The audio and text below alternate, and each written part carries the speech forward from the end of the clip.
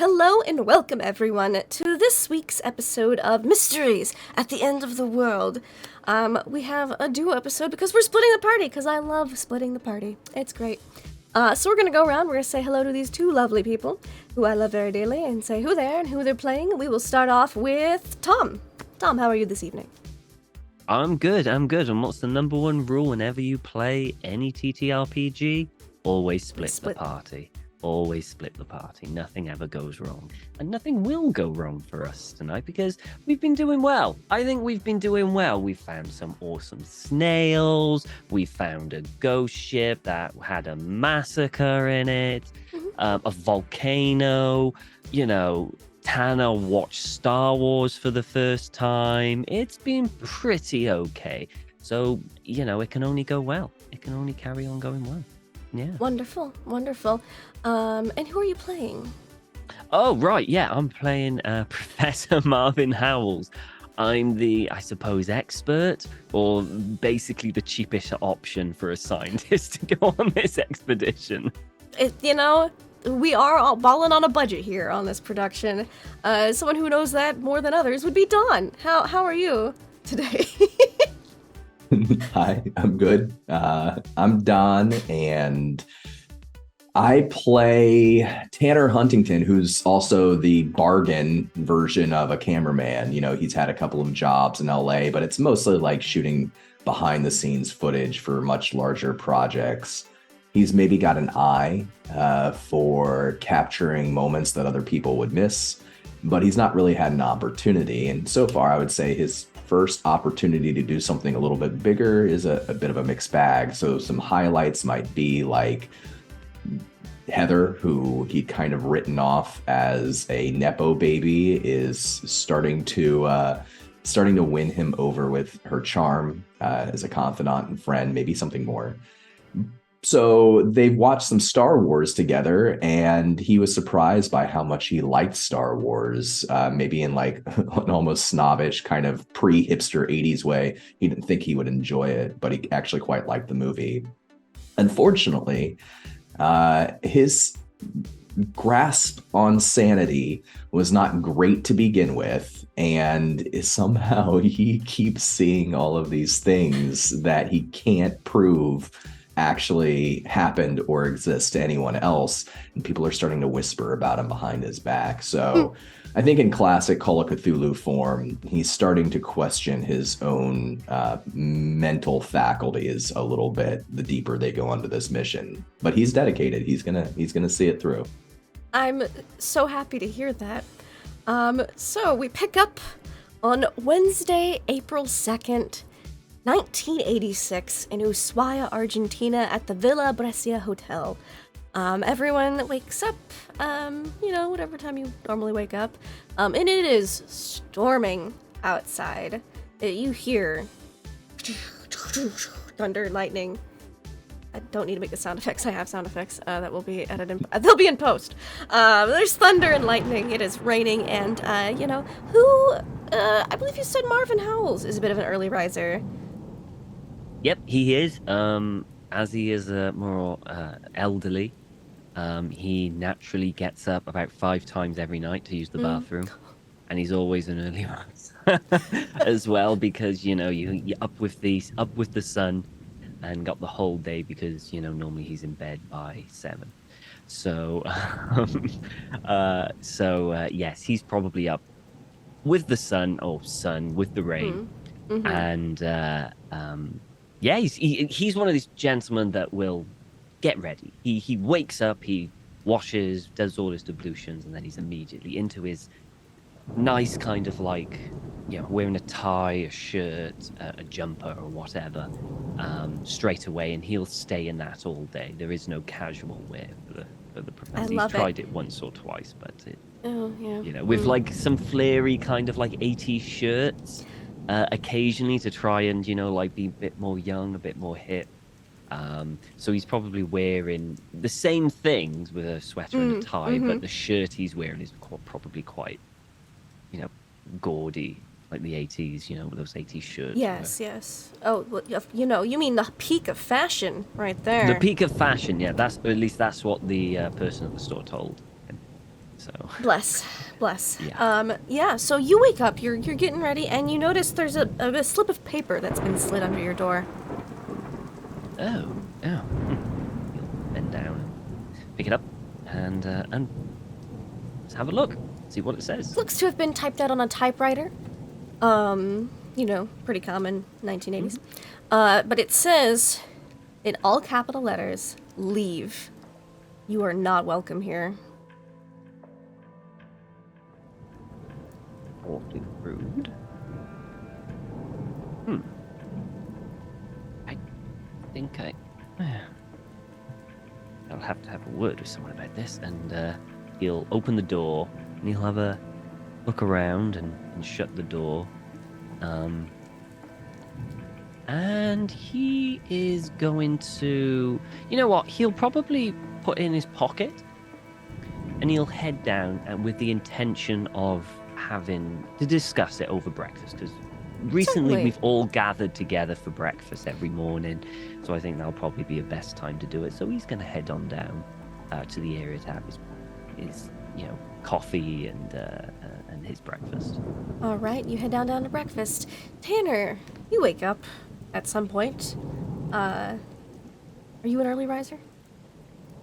I think Tanner's not naturally an early riser, but he's You've got brought an with alarm. him an alarm clock, right? And it's one of those old school alarm clocks. And it's set out on the counter by his bed, and of course he rolls over and reaches and tries to slap it with his hand. He misses the first time. The lamp almost tips off the table. He catches it.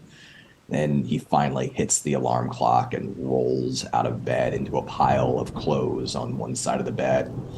Without really looking at what he's doing, he just fishes his hand in the pile and he pulls out a t-shirt, a crumpled t-shirt featuring the Depeche Mode on the t-shirt, all making glam rock kissy faces, the entire band. Pulls it over his body. It's backwards. He has to grunt and pull it up, turn it inside out, right side in, put it on the right way. And then he moves over and he starts to reach for his jacket. For a moment, he's looking out the window towards that rain that's beating against it. It is pouring, torrential downpours. You don't think it's gonna be a boat day today? He's thinking about also that's going to be impossible to get any kind of meaningful footage if we have to shoot outside. And then he remembers that he set up a makeshift trap in his room the night before. So he throws on his jacket and he goes across the other side of the bed, and he's got all of these audio cables and electrical cables, things that had been tampered with that they brought for the expedition, that he's kept in his room so that nobody can mess with it. And he's got a string tied to his doorknob.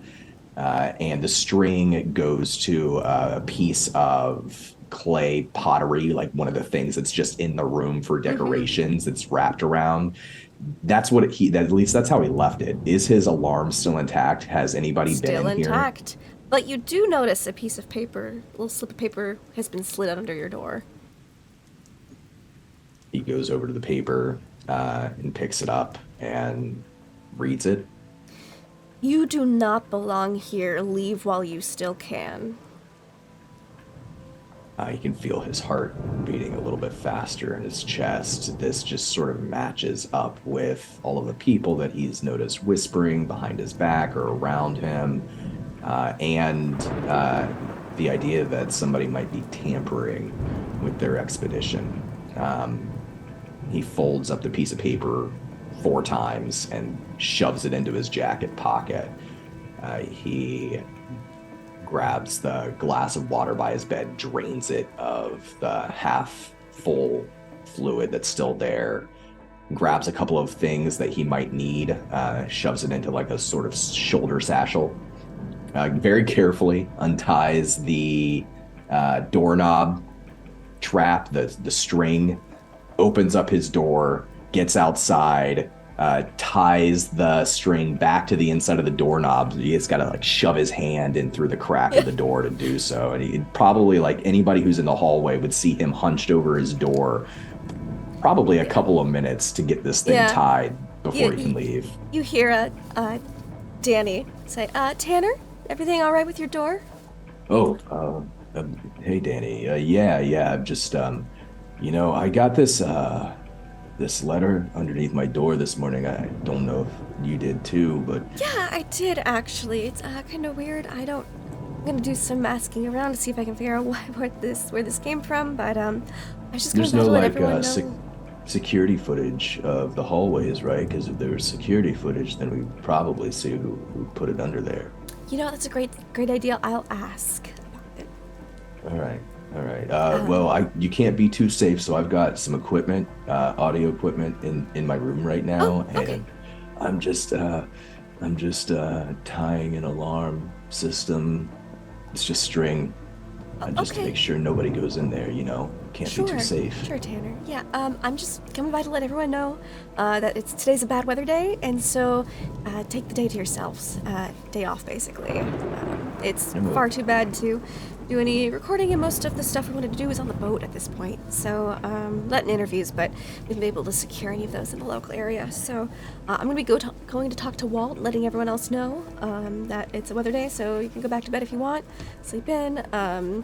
Also go look into that security footage to see if I can find out about that note.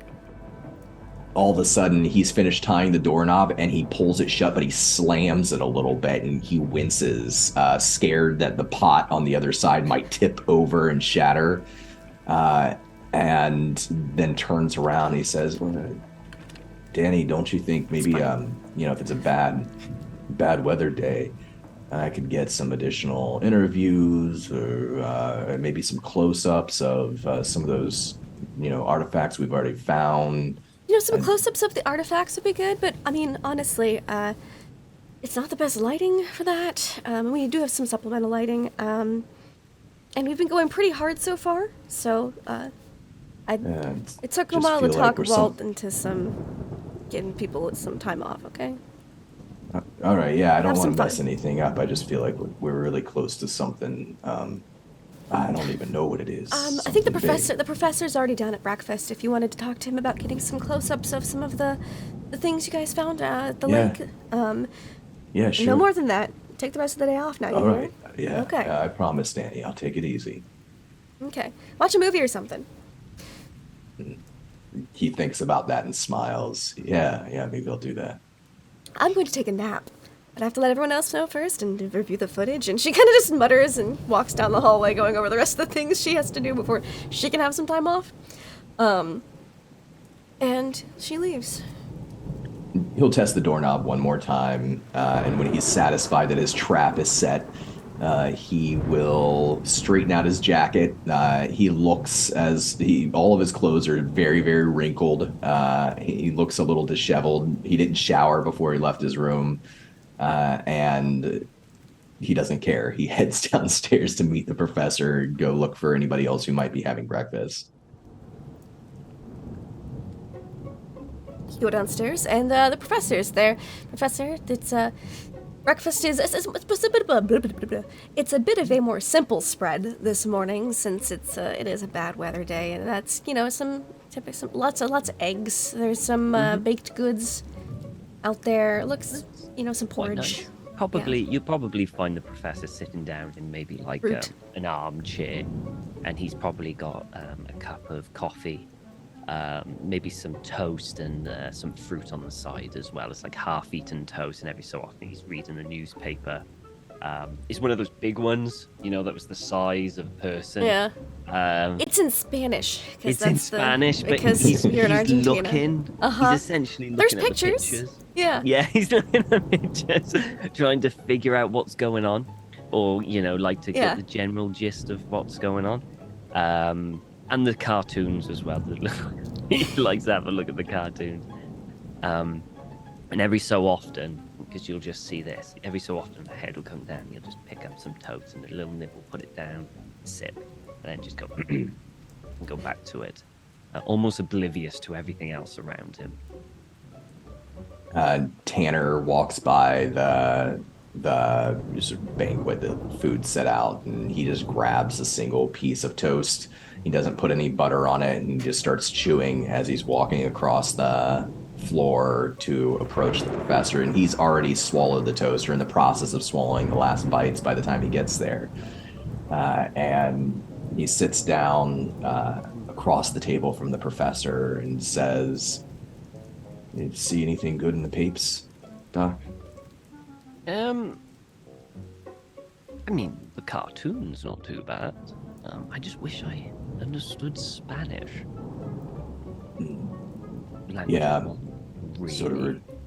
sort of regretting I can't speak the language either. Yeah, it's a bit awkward, and he'll fold the paper, pop it to one side, and take another sip of coffee. So, how did you sleep? Did you sleep well? I was a little rough. I've had some weird dreams since we came here.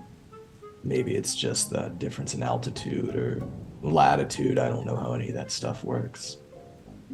Could be missing home.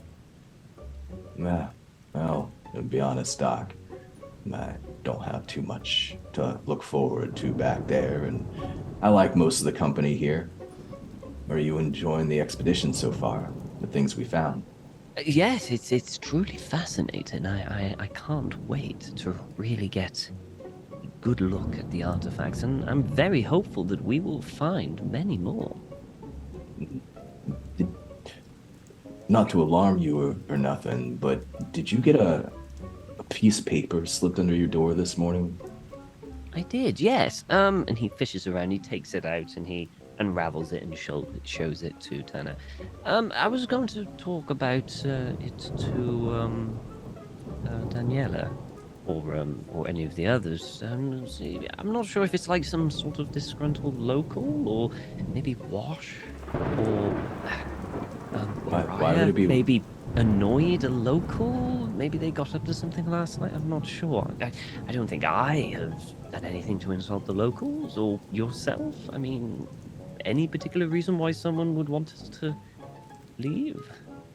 He'll pull out his own piece of paper and flatten it out and slide it across the table towards the professor. He'll say, "Well, Danny got one too, so I'm guessing a lot of us did, maybe all of us. I who can say, who left this? It is, written in English, so there's that. And we are kind of poking our nose around in a lot of different places. This expedition's not exactly been what I expected. And there's that ship that we found yesterday. Everything that we saw that happened on it. I mean, that was terrible." Yes, they told me what happened. Ghastly business, I believe. I don't know what happened there. It seems... Whatever happened there, Professor, I don't think it was pirates or anything like that. I don't know how a person could have done the things that happened to those people on that ship. And maybe we're not supposed to know. Maybe that's why we got these letters. As you say that, the power flickers. As a loud crack of thunder goes off over. You can see Hal definitely noticed that he jumps a little bit, tenses up with the thunder. That's an instinctive reaction, but maybe a larger reaction than most people would have. I'm not very good with storms. Well, I think maybe a day to stay in. Today, I don't think we'll be going on a boat or anything like that today. Yeah, no boat today. Bad weather. Danny talked me into it. He's just walking by. Okay, thank you. Did you get a letter under your door? Yup. And it said along the lines of "Go away, go home." Yep. Okay, so it is everywhere. Have we got someone looking into that, like security? Danny said she was gonna check the security footage, camera footage. Oh, good. Most likely just some locals that just want to have a peaceful thing, and we're making maybe a bit too much noise, I guess. That or a prank. Or a prank, yes, I suppose. It could be multiple things. Or someone trying to stop us from achieving success in this production. He just mutters and... Right. Not sure why anyone would want to do that, but, look, Tanner, what happened on the boat would shake anyone who saw it. And when you don't know the answers to why things happened, your imagination would go wild.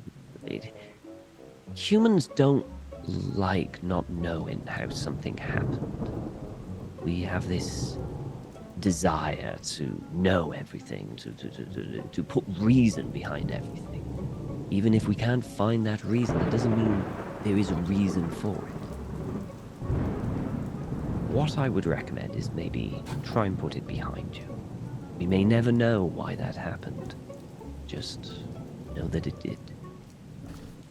Leans forward over the table a little bit so he can speak slightly quieter to you. And he looks meaningfully at you. Professor, you're a man of science.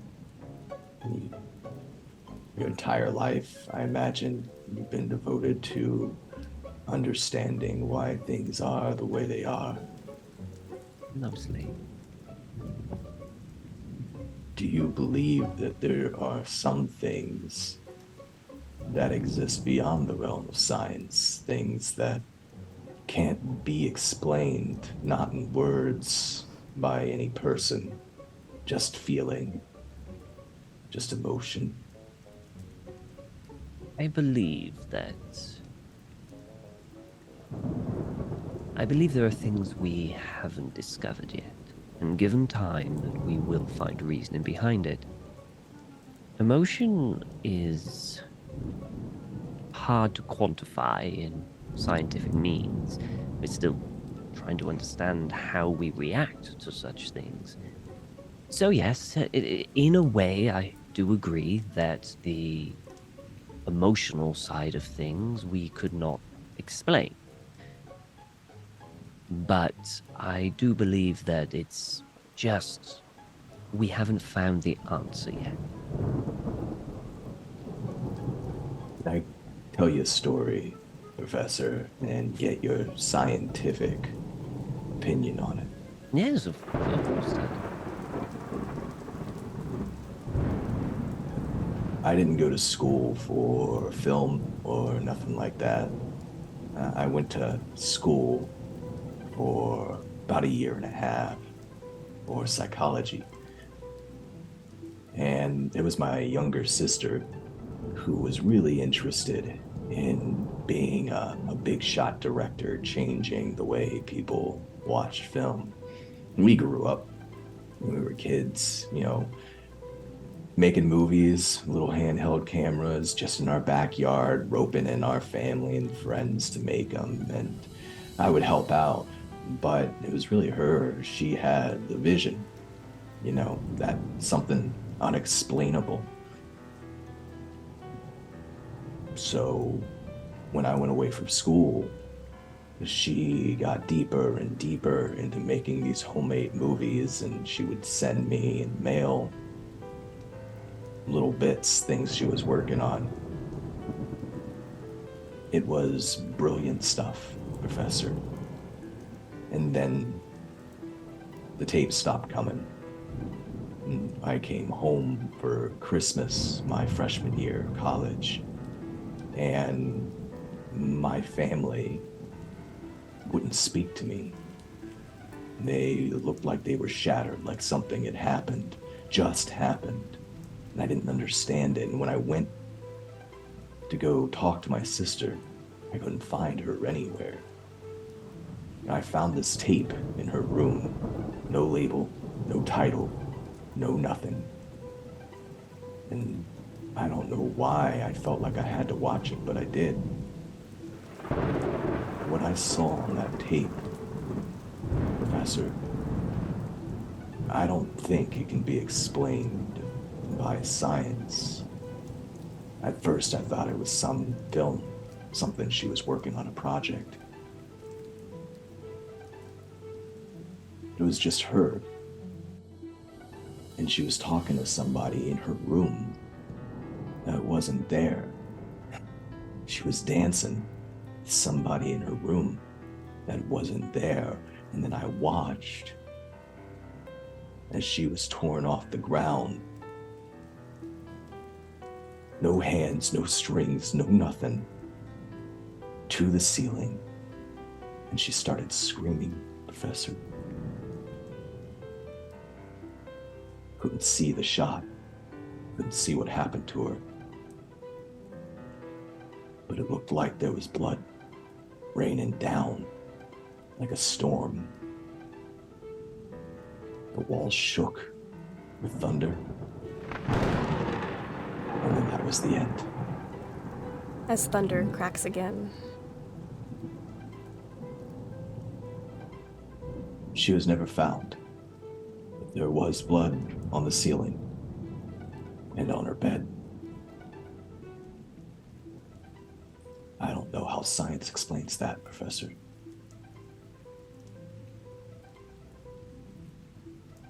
And the professor will kind of lean a bit closer and I wish I had the answer for you, Tanner. I really do. But maybe there are some mysteries that will never be solved. That Science can only go so far, I suppose. what we're doing out here, Professor, in your scientific opinion. Is it something science can't solve? No. I believe out here we are searching for artifacts of an ancient civilization that will increase our knowledge of how they lived, breathed, worshipped. And that's it. There is nothing more supernatural or anything like that. I believe that we are just an archaeological party finding artifacts. And I truly believe that, Dan. I don't really understand exactly the science of what it is that you and Uriah do. But if you start to figure these things out as we're going through the process, I'd love to hear your theories. And I'd love to get them on film, if that's okay. Absolutely. I think it would be good for the filming as well. I'll be happy to talk you through anything that we find and to explain my theories behind it and why I think something does like this. But, Hannah, don't worry. We'll get through this expedition together. And by the end of it, who knows, we might have a wonderful TV show. And, hey, you could win an award. We've got some good footage of people stop trying to sabotage it, I guess. Maybe just don't, You hear maybe several still- thuds at this point, like someone like falling down a few stairs, and then Heather at the doorway of the breakfast place. Good morning, Tanner. Hi. Did you hear today's the weather day? Hey, Heather. Yeah, the weather's, it's really bad. So bad. Did you maybe want to watch The Empire Strikes Back today then? Like, you know, because I had it rented from the video store. Yeah, that's actually, that sounds good. I could take my mind off a few things that, Because, you know, it's a trilogy. We've only seen the first one so far, so, you know. and maybe we can get some, we might have to do it without telling all the PDs, but maybe we can get some extra footage later too. Oh, sure. That sounds good. Sounds great. Just, let me know when. I'm gonna get some breakfast. She He very watches her go. excitedly goes over to the breakfast buffet, starts loading up some stuff. Professor probably noticed that Tanner smiles watching her go over to the breakfast buffet, kind of completely forgetting about their conversation just for a few moments. I don't think I've ever met such a happy individual. Yeah, it's refreshing. I'm glad she's here. Yeah, me too. Star Wars? I don't know if you've seen it. I wasn't a believer, but Heather got me to watch the first movie, and we were talking about things that science can't explain. I don't think science can explain the magic they pulled off of that film, Professor. It's unbelievable. It's amazing what you can do with a few special effects and some puppets. And he gets up and kind of turns around and taps him on the shoulder, and he bends down slightly. And, I've seen it 20 times. and he'll head off and probably head to where all the artifacts are. He's probably gonna just quick look at some artifacts. They're in, labeled Tupperware, essentially, just very carefully wrapped up in paper and cloth and stuff. They've got the white gloves you can put on to look at them. So you look at the artifacts. Tanner, do you watch Empire Strikes Back after breakfast, or do you want to record some stuff first? That's a good question.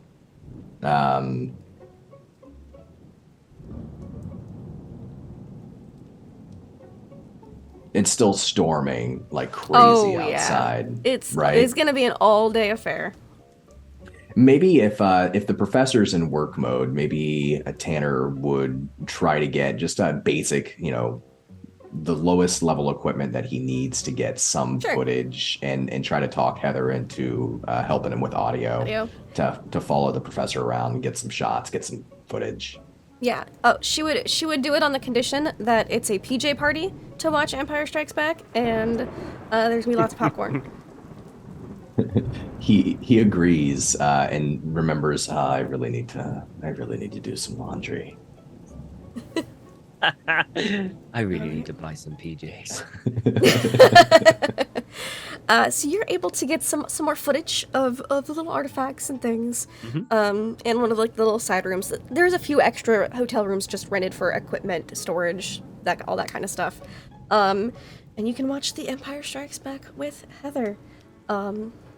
It's a good movie. There's a big reveal in there. Spoilers. Darth Vader is Luke's father. I know. It's pretty crazy. Heather's very into it. I think there's I think he enjoys it too, because Empire is even more of a feat than the original, and the storyline's engrossing, and it's probably a very quiet time watching it, except for a few excited moments from Tanner, and Heather maybe more excited outwardly than Tanner. She's trying to be chill in her strawberry shortcake pajamas. And his pajamas are just like, basically his only pair of board shorts that he brought with him, and a different t-shirt, Kiss, and they got the Gene Simmons' tongue is out much longer than a human being's tongue can be in the photo, in the image. And I think his most exasperated moment comes when there's the reveal that Vader is Luke's father, and Luke has that line where he says, no, that's impossible. And Tanner's like, no. Yes. Wait. Did you know that was gonna happen? Have you seen this before? I have seen it before, and you hadn't, that's why, get you to see it. 'Cause, that moment right there. It's just worth it all, practically. What a twist. Yeah. Yeah. And he reaches for some popcorn and pops a couple kernels into his mouth and leans forward because the film keeps going. And now Luke is tumbling down a giant hole. Uh-huh. He falls out the bottom. He's like holding onto a rail with one hand, swinging back and forth. And I think like maybe subconsciously Tanner just like shifts a couple of inches closer to Heather. She very consciously closes the distance of a couple of inches closer, and so that your like arms are just touching as you're sitting on the bed with popcorn between you two. He glances down to his side to Heather and like starts to do that slow like arm around the shoulder move, and then there's a crack of thunder and he shoots up a little bit, gets embarrassed. Oh, do you not like storms? Oh, they're okay.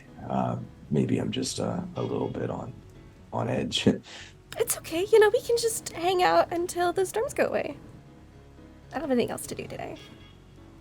Yeah, they did say we should take the day off, huh? They did. Oh, this is a good part here. And it's Han Solo's being carted off in carbonite onto Boba Fett's ship, and and the movie goes off. It is wonderful, masterpiece. The credits start to roll, and then the power goes out. Not just a Shit. flicker, big crack of thunder, and it is dark. When the power goes out, he shoots up again, and he Heather's like, reaches "Oh!" out. Maybe it'll come back on in a minute. Yeah, let's just sit here for a moment, and maybe it'll come back on. He reaches out, and this time he tries to put his arm around Heather's shoulder so he can hold on to her. Yep, it is an easily accomplishable feat. And you wait 1 minute, 2 minute, does a little cozying into thing. It does not look like the power's coming back on anytime soon. 5 minutes go by. Well, I guess that checks out. Probably takes a little bit longer for them to Probably. turn the lights back on here. Mm-hmm. I did have Return of the Jedi, but I mean, I can't watch it without power, so. But that's all right. Should we go out or get some flashlights or some candles or? I have some candles. If you want me to light some candles. Just because I like some scented candles, like to wind down at night. I could totally light some. Here, let me go light some candles. And you hear her get out of bed, feel around for the little nightstand, and she opens it and she strikes a match, and you can see. He breathes into his hand just to check his breath and realizes oh god, I smell like I haven't showered in 2 days. I've got coffee breath. And she pulls out it's a nice oh gosh, I think because it's Heather, I think it's a cotton candy scented candle. It's one of those sweet smelling candles, and she puts it on the nightstand. There, now we've got lights. I have a flashlight in my backpack too. I'll get that and just put it by the door, I guess, in case we need to leave the room. She'll get that and set it there, and she goes, and then she'll sit back on the bed. Go, well, I guess we're just gonna have to occupy ourselves until the power comes back on. Yeah. There's that long awkward moment extended, and now there's just the flickering candlelight, and then he goes from 0 to 60. He goes in for the kiss without anything. Yep. Saying anything. A little off guard, but super into it. And everyone has a lovely time. Professor, how do you spend the rest of your day after getting that footage in the morning? So I like to think that after that, he decides to have a wander around the building, just to Mm-hmm. see what it's like, maybe a historical value and stuff like that, if there's anything It's a newer interesting. hotel. It's been As the it's a past 10 newer years or so. hotel, he's probably a little less interested. Yeah. He's like, okay, well, yeah, okay. And after a while, he will most likely then possibly head to his room and start reading some books, maybe Yeah. even start writing the beginnings of a paper that Ooh, lovely. he might want to present to the Yeah. other. So he'll start, and I think that's what he'll probably do. He'll get up and walk around and get some meals. Yeah. And some room You're service like and stuff. But, in the prime writing zone when the yeah. power goes out.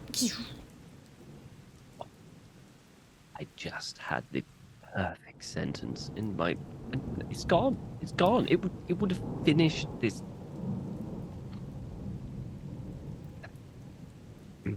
Right.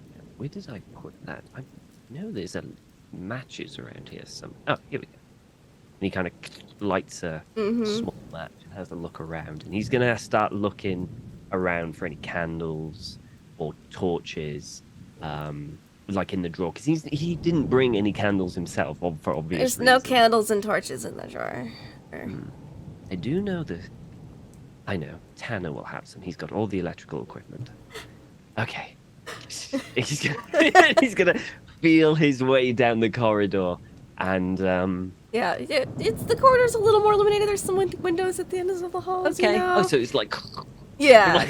Like, yeah. He comes down and he reaches Tanner's Can door. you give me a spot hidden check while you're okay. going down the corridor? Yeah, Power sure. out. You're gonna need a hard success. Oh no! You see no, man. nothing. It's flashes of Dark, lightning. it's It's so dark. It's so dark. Do I hear anything coming from Tanner's room? Well, it's storming pretty hard, but you can give me a listen check. All right, I'll give a listen check. A hard success, 27. I don't want to hear this. I believe they're in Heather's room right now. So So there's no. So there's nothing. It's oddly Okay. quiet from Tanner's room. Maybe he's asleep. Tanner, No. Tanner. I'll try the door. Did you lock Can't- it? Tanner left the door unlocked because he's trying to find out if somebody's trying to sabotage the equipment. What if it's unlocked? He's gonna open it up. Crash! Oh! Piece of He'll go. Oh! pottery. Shards of pottery on the floor. Oh!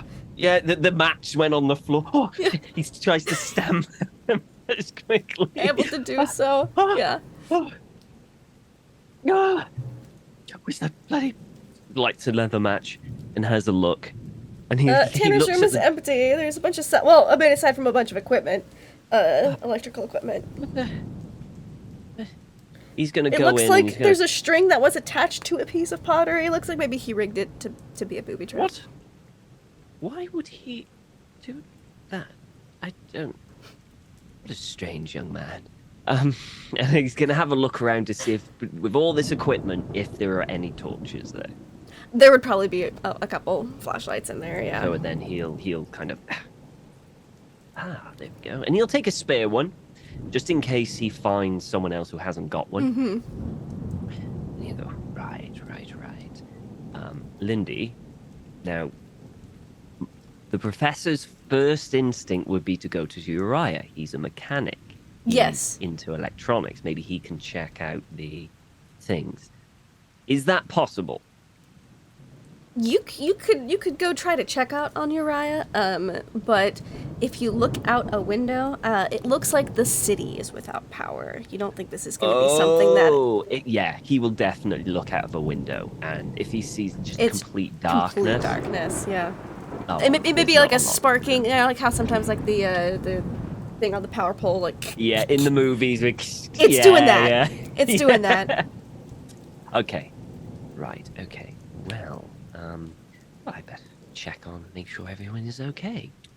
He's going to start going from room to room to make sure that everyone's okay.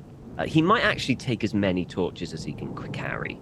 Mm-hmm. What was in the... There'll be a handful of them, like 4 or 5. He'll take a handful so that, Yeah. like he can give people whatever torches. So he starts heading, he's knocking on whoever's next room's door. So he'll go to Uriah's and Wash's. Yeah. And Wash is still recovering from his cracked ribs and is on pain drugs. Is very okay, so cool. he'll leave a torch next to him, on the light and take away. He'll go to Uriah to see if he's there.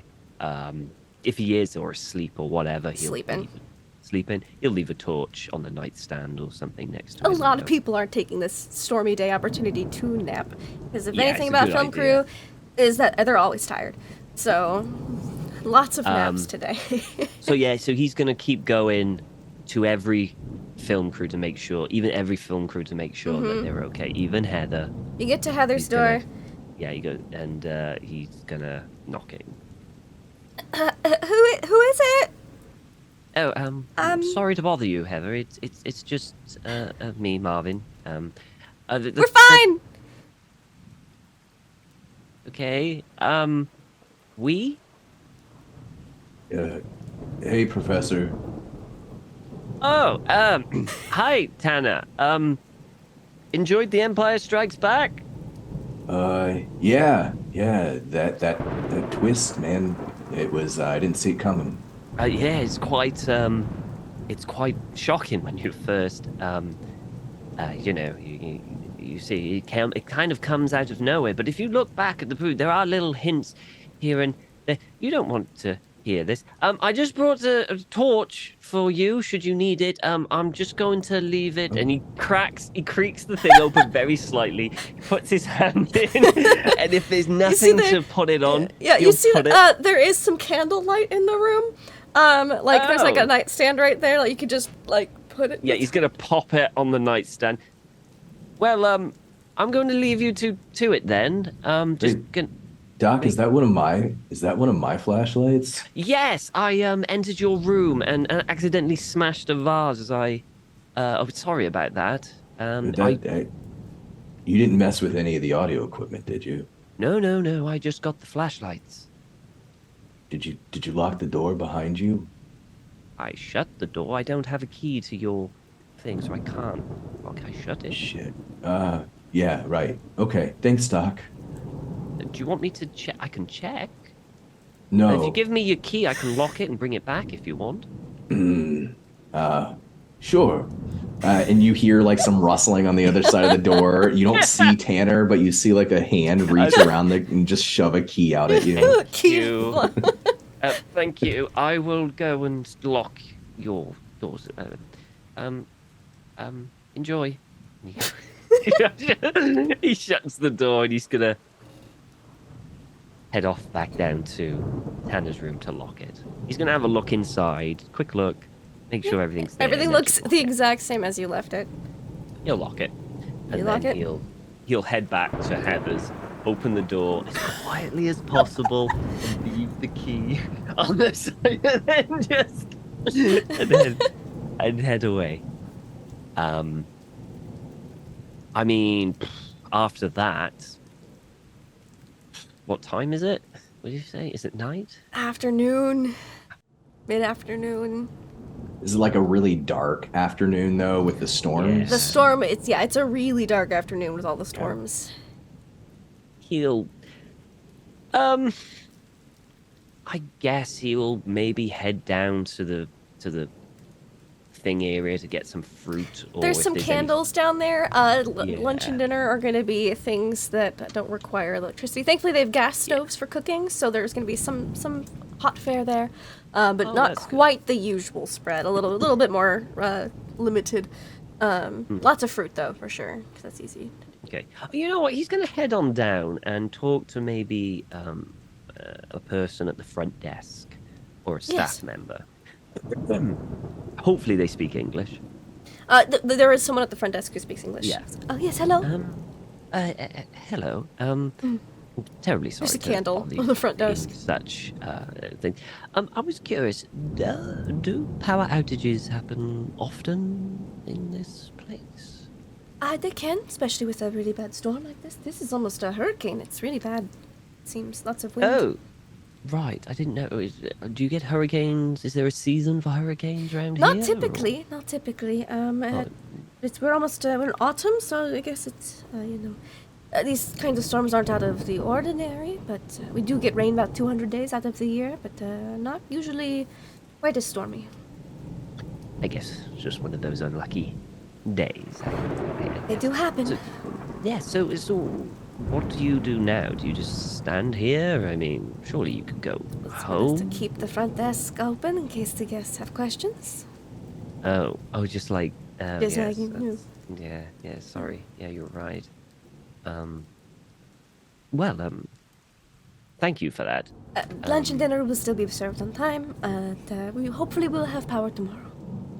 Oh, We have to wait for the storm wonderful. to pass before crews can fix the power grid. Of course, it would be rather dangerous to do it. It would be. What the storm is. Yes. Well, thank you so much. Of course. Do you need a require a candle? torch? Oh, no, I've got a torch. No, I am fine here. Thank you. Okay. Right. Thank you. And he's going to wander off and try Have a and great day. find Danny. Danny, yes. You were able to find Danny. She is taking a nap in her room, but if you knock on her door, Oh, no. she will. Film crews, man. Yeah. She has like an eye mask up on her forehead. Yeah. Yes, Professor? Oh. Oh. Very sorry, Danny. I didn't it's mean to fine. interrupt you sleeping. I can come back if you... No. It's fine. I was just wondering, Tana said that you were investigating with the notes. I did. Thankfully I was able to review the footage before the power came out. Apparently there was a blip during the night as well. You know, you saw it flickering over breakfast.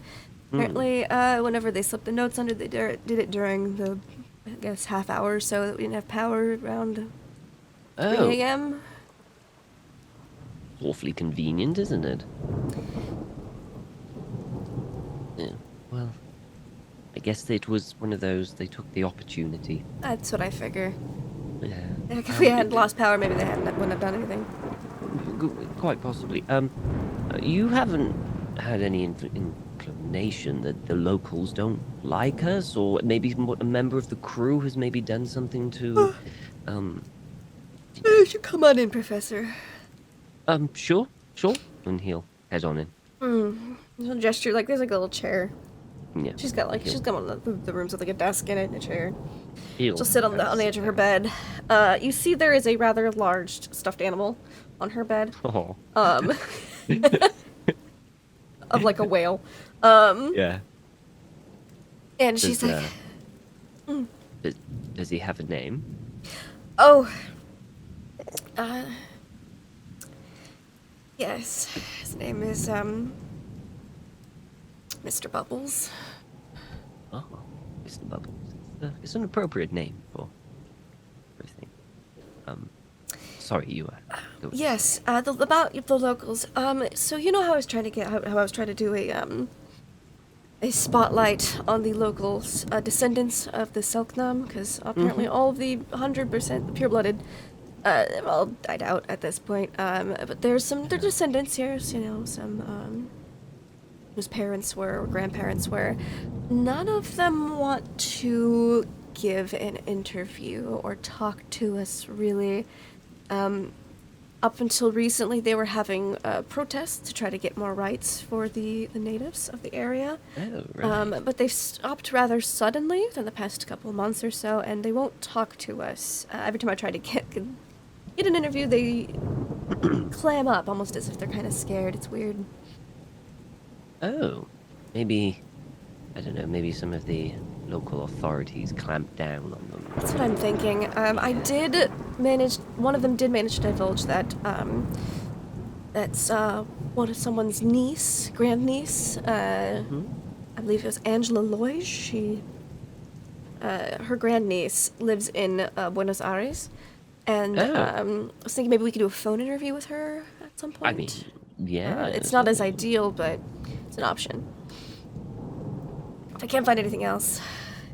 I mean, we can't force these people to talk to us, of course. No, I just, It would have been quite nice to know, you know, maybe. Yeah, especially since we found some artifacts. I felt like maybe they would be interested in some of that, 'cause, you know, or have some tales that might help elaborate on folklore that might help elaborate on some of the maybe stories behind some of them. I don't.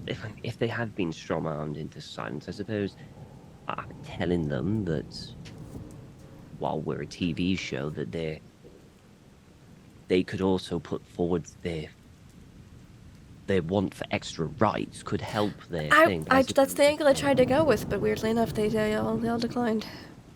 I guess they were strong-armed. That's a shame. Yeah. Well, I guess we'll just have to go with the artifacts and try my best to figure out what they are. We'll do what we can. Yes. Yep. I'll fill you in more tomorrow. I'll see about getting that phone interview or something. Oh yes, that would be wonderful. Wonderful. Well, terribly sorry to bother you. Oh, you're fine. Go back to I'm gonna go get a go nice back to long sleep. sleep. I think I might have a nap myself. That's a good idea. Can't be too tired on the job. Exactly, and I need my beauty sleep. I'm not as young as I once was. Don't worry, Professor. You're gorgeous. Oh, you're too kind. You're too kind. He gets up, slightly red, slightly blushes, and he kind of heads on out, gently closes the door, and makes his way back to his room to have a nap. And the rest of the day goes by pretty quietly. The power's out. You get lunch. You can get dinner. And I think we will forward to the next day. The next morning. I have to ask, Tanner, do you stay in Heather's room for the night, or do you have a sleepover, or do you go back to your room for the evening? I think he's there for at least most of the day. At some point, they probably need to go get food, and he would probably ask her, and he'd probably leave it up to her. He definitely needs to check on his room. Yeah, and not on the equipment. She is totally down for a sleepover. Okay, surprise. Yeah, so I think with the storm ongoing, honestly, Tanner doesn't want to be alone, and so sleeping over is the best solution there. But he would check on his room just to make sure that the professor or nobody else has tampered with anything. The equipment's all okay. All of the equipment in your room is okay. All the electrical stuff, the cameras, the cables, the microphones, all that stuff's good. So this time he will set up like 4 different strings tied to the knob to 4 different items. And he will lock his door as well, since he's not going to be in there overnight. He wants to, he doesn't want anybody to break in, but if they do, he wants to set something up so that it makes enough noise that maybe down the hall he might hear it from Heather's room. No problem. You were able to do so. Okay. Night goes by relatively well. The next morning, you all awake to a bit of a ruckus. You hear loud voices from downstairs. Sounds a lot like maybe Mr. Grimm and producer. Right. The professor won't.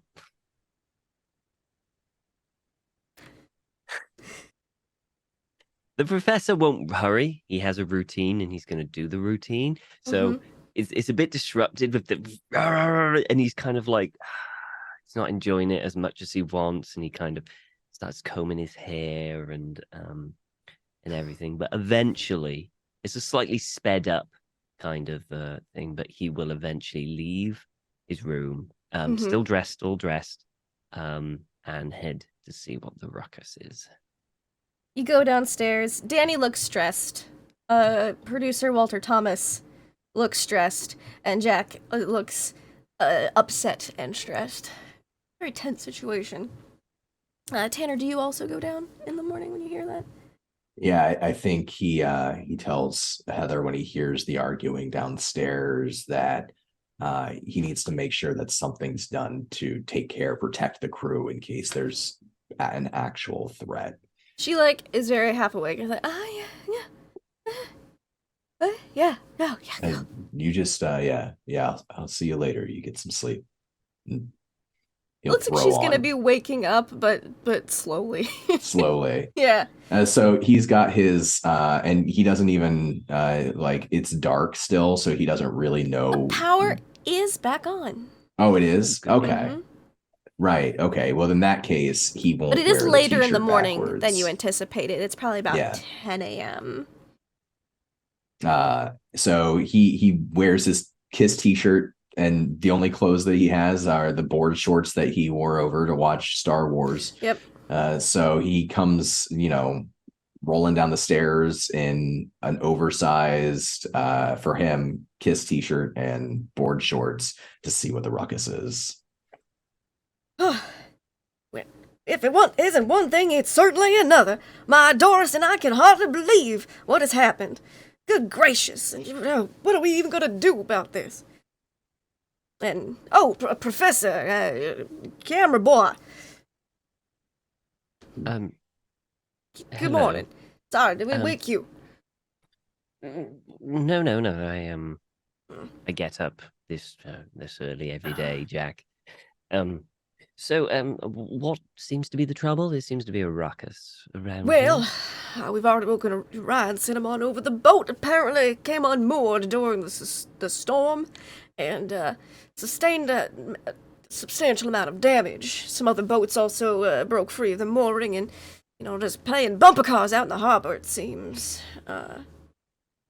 Oh, that is a. Where's the sub? On the Is it boat. on the boat? Oh my Yeah. god! Oh, how is the equipment? Uriah's doing a full checkup right now, though he's already provided us a list of things that are going to be needed to be procured. Danny's been looking into it. And she's like, yes, I certainly have. Apparently, we need a rather large part of apparently the boat not only was it battered around, apparently it took a lightning strike.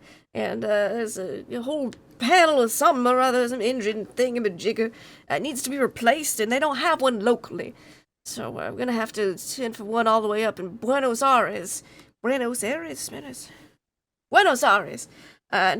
Right. Okay. yeah, it's gonna have to get someone pick that up. Is that the? Sorry, is that the place where the niece is, the grand niece, the British series? Oh, how convenient! Isn't it just? Brilliant. It's the capital of Argentina. Yeah. They've got everything. Tanner will he's easing into this conversation, standing on the periphery, but he finds a moment to pipe up and he says, Mr. Grimm? Yes. I don't know if anyone's told you, but there's a few things that have been happening here around the hotel recently that I think you should be aware of, because it could be tied to whatever's going on out there with the boat.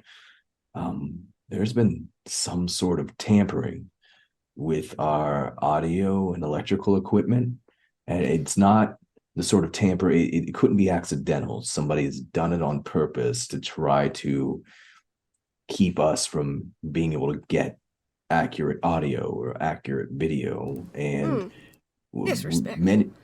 Many of us received a threatening letter underneath our doors last night telling us. Doris said not to worry about that. Sure, I understand, but is it possible that the ship out there, that somebody unmoored it on purpose in the middle of the storm so that it would get damaged? I mean, I don't know anyone who would be out in that terrible weather we had yesterday, and other boats also came unmoored from the docks, so, I'm assuming it was just bad weather. There's a lot of good people here who are working to help you achieve your vision. Yes. We all believe there's something special out here, and we're on the verge of finding something meaningful. But if you would, Mr. Grimm, he tries not to look at the penguin. Perhaps you could consider footing the bill for a little bit of armed security for the folks here, just in case there's something dangerous, or somebody means to do us harm. I'll look into it. If you said there was some equipment that was sabotaged, why don't you, go check out everything? Make sure nothing else has been tampered with. Right. We're gonna have to Yeah. get things replaced. I mean, if someone's already going up to Buenos Aires, isn't that the film capital of Argentina? They can pick up some more stuff up there, too. Maybe before I go, and he grabs like his handheld camera that he's got in his little bag there. It's not, a great camera. It's basically like, almost a home cam. I just it might be great to just get a shot of you, Mr. Grimm, talking about the challenges that we're facing out here and how you're going to overcome them. We're going to overcome them together. I just think it'd be a good shot for the documentary. Certainly. Why don't we get... Fix my lapel. Fix the He windows. opens the handheld. He gets it going, and he takes a breath and he looks through. Mm-hmm. Does he see anything weird with that fucking penguin? Yes, he does. All right. You see that same aura emanating off of her. And again, it looks like she's staring directly at you, the camera. Hard to tell. She's So a taxidermied penguin, though. That's so weird. He will, whatever footage he gets of Grimm, whatever Grimm says, he's just slowly panning in further and further on the penguin until he like gets in as tight as he can, maybe on like part of its beak and one eye, just like that. Good thing you chose a fancy dress today, Doris. You mean on film. Can he make some sort of check to see if he can figure out if there's anything there or if he's just kind of, being over imaginative as he often is? But you could make a cult check, a cult Cthulhu mythos. That is a skill he sanity, has a little power. bit of. What do you feel like? Yeah. I'll do a cult. Okay.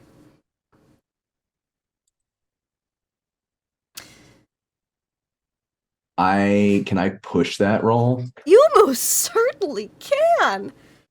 Excellent. So what do I need to get here? Right. Well, with a hard, you need a hard success with a push roll. All right, sure. I've got a 12% chance of success. You never know. This is why I love Cthulhu. You never fucking know. I don't know how I always do that in Cthulhu. I rolled a 10, a hard success. Beautiful. Yes. You're looking at Doris. You're zooming in on Doris. Oh, a little bit there. You're zooming in on Doris. That aura takes up more and more of the camera until it's like she's staring directly at you, into you, and you think, yeah, there's something off with this penguin, this taxidermied penguin. It hits you, she's taxidermied, which means at some point she was a living, breathing creature. Sometimes weird stuff happens with, you've read some books, you've seen some movies, and you've done a little research into things. There could be some kind of weird possession going on. Why something would want to possess a taxidermied penguin's beyond you, but it's weird. You are 100% sure there's something weird going on with Doris. I think there's a compulsion for Tanner that sort of takes him. It's the only thing he can think about as he's zooming closer and closer until he can't go any further, and he just sort of stays there. I've got to get my hands on that penguin. And he starts to think about, how can I get that penguin? How can I get him away from Grimm? Also like you to make me a power check, please. Oh, good. Like a sanity? No, power check. Oh, power check. Okay. Mm-hmm. You might have to make a sanity, but power first, please. Okay. I fail. Cool. Just hold on, I need to... Cool. Cool. What was that? Don't worry about it. Okay. Did you see that power score? I sure did. Don't pay any attention to the rolls that were made before you entered the game either. Between Jack, Grimm, and Doris. Those contested power checks. Yeah, cool. That's all. Thank you. He powers down the camera as soon as Grimm's speech is done, and Yeah. just like We will monotone overcome. says, "That was perfect, Mr. Grimm. Thank you." Thank you, camera boy. Nice, good idea. I'm gonna. Why don't you go check out everything else? Make sure nothing else has been tampered with. I'm gonna, I guess, start figuring out how much one of them boat doohickeys costs for that replacement. We're gonna have to foot the bill until, because the insurance will only cover so much. So I'm gonna come on, Doris, let's go. And you both Mr. fell. Grimm, Yes. are you planning on leaving the hotel anytime soon, like right now, or? No, I'm just going up to our room. Oh, all right. I'll come up and just knock and let you know if I find anything out of order. Let Danny know. Daddy will tell me. Sure, yeah. I'll tell Danny. Come, Doris.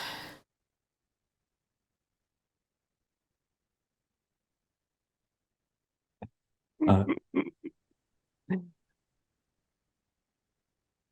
when he walks away, Tanner kind of turns towards the professor and he just kind of stares at you blankly, like he's somewhere else entirely.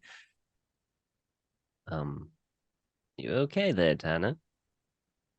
Oh, A little tired, are we? We've had a eventful night. oh,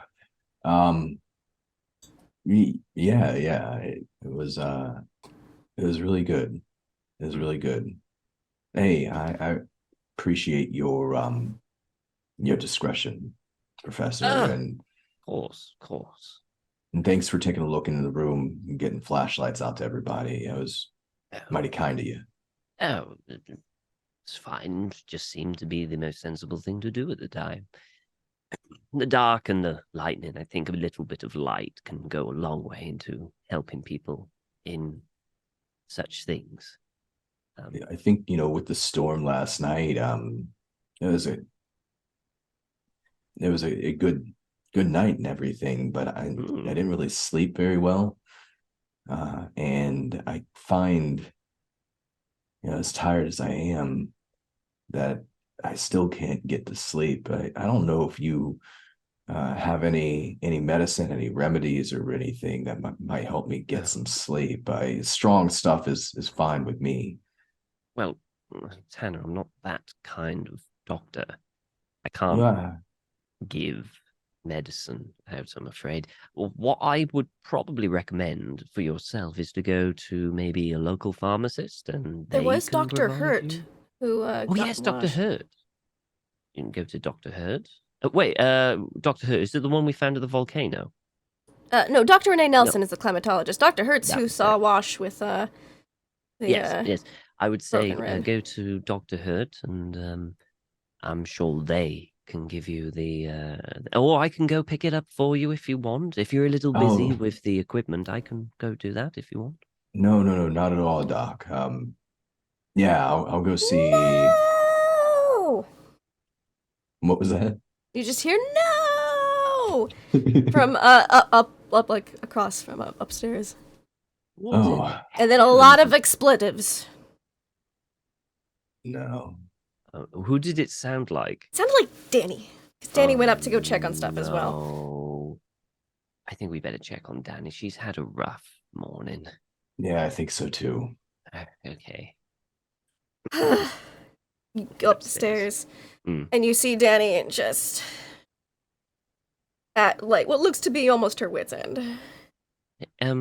Hello, Danny. Oh, okay. Hi. Yes. We have a big problem. Okay. What's the big problem? She's standing in front of one of the equipment rooms. And you see, she swings open the door a little bit more, and you see film. Unused film. The brand new rolls of film. Ripped out, cut, torn, scattered across the room, and like a weird smell of something almost burnt. It looks maybe like someone's like boxes of films just opened, torn open, bashed in, and acid poured on some of it. Tanner takes his home camera to take a few shots of this as she's describing it too. He gets zoomed in on the destroyed film. Someone has fucked with all, and you don't hear Danny cuss very often. Yeah. With all of our unused film. All of it. I don't see a single usable piece of film. Yeah, Danny, it's going to be okay. Look, this is what we're gonna do, okay? You just sit down, have a relax, have a cup of tea or coffee. We need to go to Buenos Aires anyway, and I thought I'd do the interview with the person there while we were going. I can pick you up some film. I'm sure we'll be able to get some film there for you to replace this. You know, Doc, she's just gonna close the door. That's not a bad idea. Let me talk to Walt, and I will see about us going to Buenos Aires to interview in person. That's a great idea. We can get film there. Actually, we can't buy film from around here. Not within a couple hundred miles. No one has movie quality film. So yeah, no, Buenos Aires. We'll get some film. We'll get new cables. We'll get the ship parts that are needed. Mm-hmm. And we'll come back here.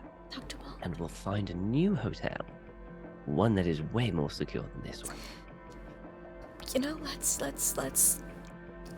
let me go talk to Walt. Okay. Yeah, you take care, Danny. Should we take I've got a lot of the footage and the electrical equipment in my room right now. Uh-huh. Because I was worried something like this might happen. Okay. Should we try to get the footage we've already got out of here, quiet like, so nobody knows? Maybe ship it somewhere so it can't be tampered with?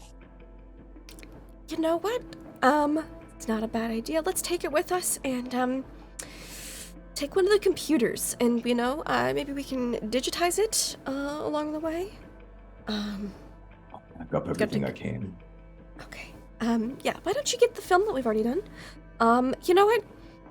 I'm gonna make some executive decisions here, and Walt will have to live with it. You are coming with me. We're going to Buenos Aires. We're gonna pick up more film. We're gonna pick up more audio equipment. We're gonna pick up the whatever boat piece Uriah has ordered.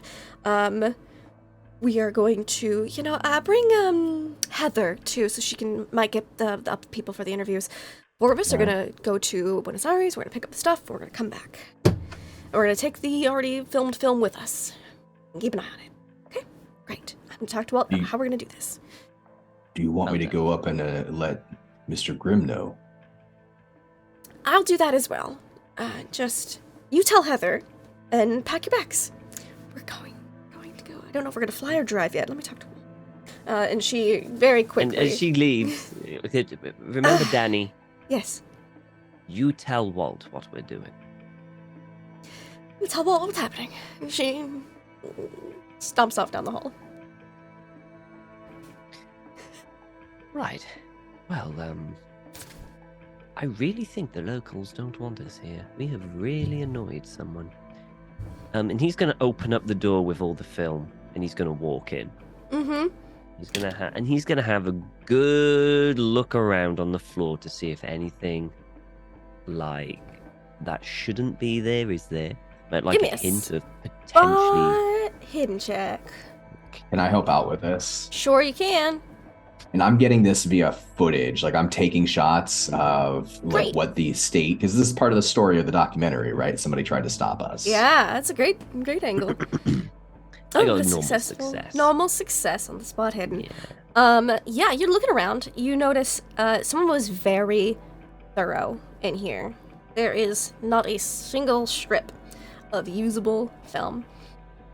It's all the to-be-used films, so there's no actual footage on any of these. Those are in a different area, but someone was very thorough. By either opening a crate of unopened film and pouring acid just all over it, or Some of the more like ready to use pieces to just lock and load have been ripped out and crumpled and cut, slashed. Looks like either by scissors or a knife. So it looks like someone knew exactly how to destroy as much as Does. possible, essentially. Mm-hmm. I mean, forgive my ignorance, but I wouldn't really know the most efficient and destructive way to destroy all these. I'd probably set it on fire or take it out. And I like to think that I'm a somewhat learned individual. It looks like whoever did this knew exactly what they were doing. I think there's a chance, Professor, that whoever's trying to keep this project off the rails, I mean, it could be a local, sure. There's plenty of reasons they wouldn't want us here digging around in their history, interrupting their way of life. But I'm starting to think it could be, an inside job. One of the crew. I don't know why. I can't imagine what the motive would be. No, me neither. But to me, that definitely sounds like I can't imagine the locals, have extensive knowledge of film and how to destroy it. And if a local did this, it would just be, I think, more chaotic, more just like tearing at it and cutting, not precision of this. And acid? Who has acid local? They also have somebody who knows where we're keeping our things and has had access to, and light bulb sparks that he should probably check on his room soon, his booby traps, just to make sure. As you say that, the professor's eyes widen. Oh my god. The artifacts.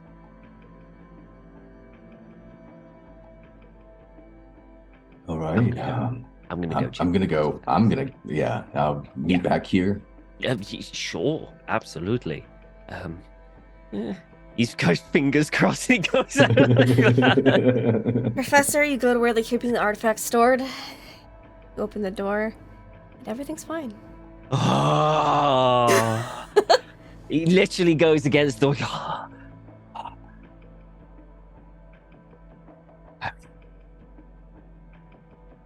You're all coming with me. He starts packing everything up.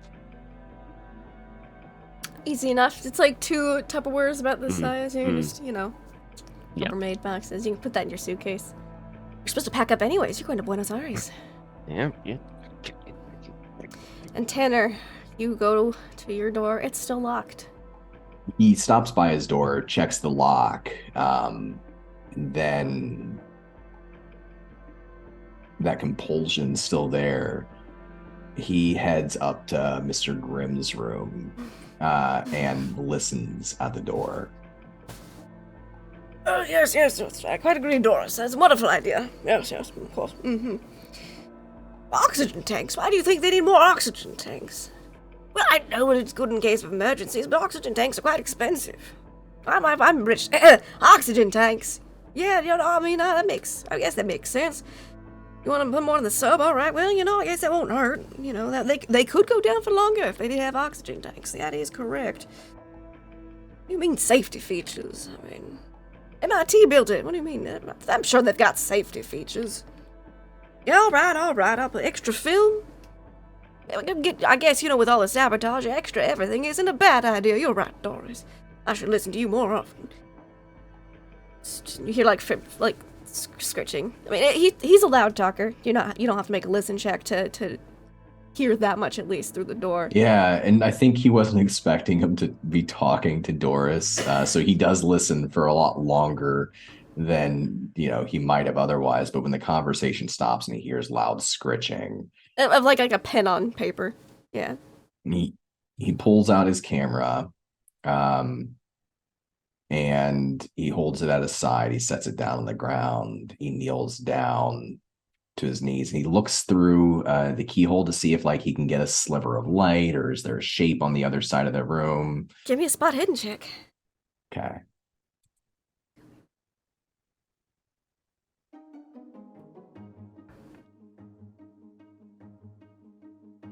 Hard A hard success. success. Yeah, you're able to see a sliver. You see you're able to see like it's not great because it's through a keyhole. You see Jack sitting at his desk with paper and pen. He's writing up a list, and he's got books and notebooks and all sorts of things. And Doris in her pretty little day dress, sitting on the desk, next to him. Backs to the door, fronts to the door. Fronts to his backs or his like sides to the door, and Doris's front is to the door. His side is to the door, Doris's front is to the door. Yeah, like the door would be here, basically. Where is Doris in comparison to him? I can't believe I'm even considering doing this. She's kind of like right here, like the setup. Like say this heat warmer is a piece of I have a notebook here somewhere. But pretend this is like his notebook. His desk's right here. She's standing on the desk, her stiff taxidermied self, in her little bow and day dress, and he's writing down things. He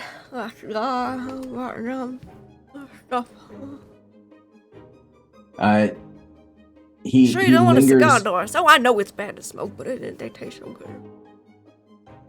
He lingers, but he started rolling the camera just to get audio, like background audio, as he's mumbling, right? Just so he can pull some of that. He turns the camera off, the handheld off. I also can't wait for the submarine too, Doris. It's a shame we're delayed due to all the damage.